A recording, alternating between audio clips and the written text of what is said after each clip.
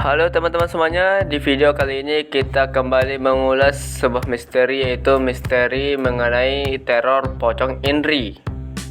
Ternyata di sekitar rumah ini ada cerita mengenai sosok pocong yang bernama Indri.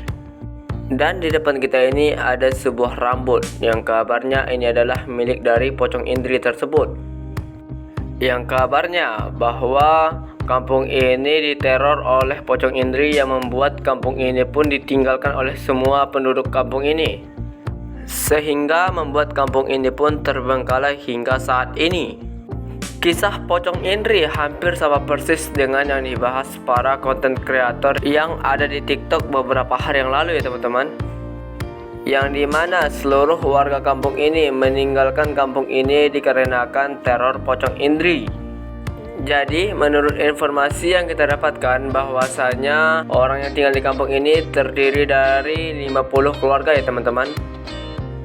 Dan kabarnya bahwasanya mereka satu persatu meninggalkan kampung ini dikarenakan teror dari pocong Indri. Dan kabarnya ada cerita mengenai seorang ibu rumah tangga yang bernama Indri, atau lebih tepatnya seorang ibu rumah tangga yang pernah tinggal di desa ini. Jadi di bagian sini terdapat sebuah jalur untuk menuju ke rumah si Indri ya teman-teman. Dan ini adalah bagian-bagian dari rumah yang ada di kampung ini cuy. Kabarnya sudah terbengkalai sekitar 7 tahunan ya teman-teman.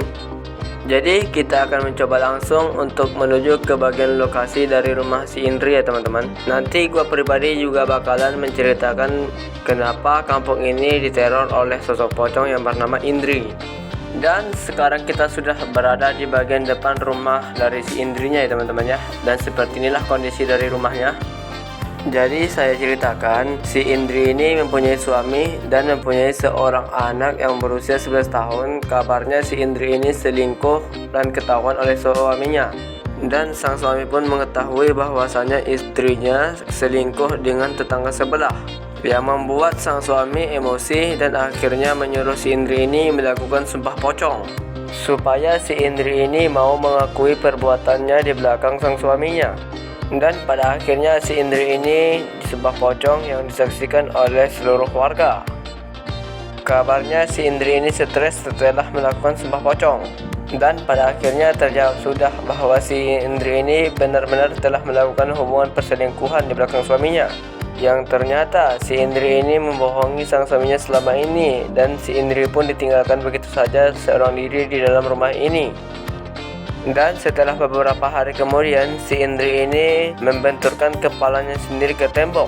Dan kabarnya itu di bagian sini terdapat rambutnya Indri ya teman-teman ya, dikarenakan hasil jambakan ya teman-teman.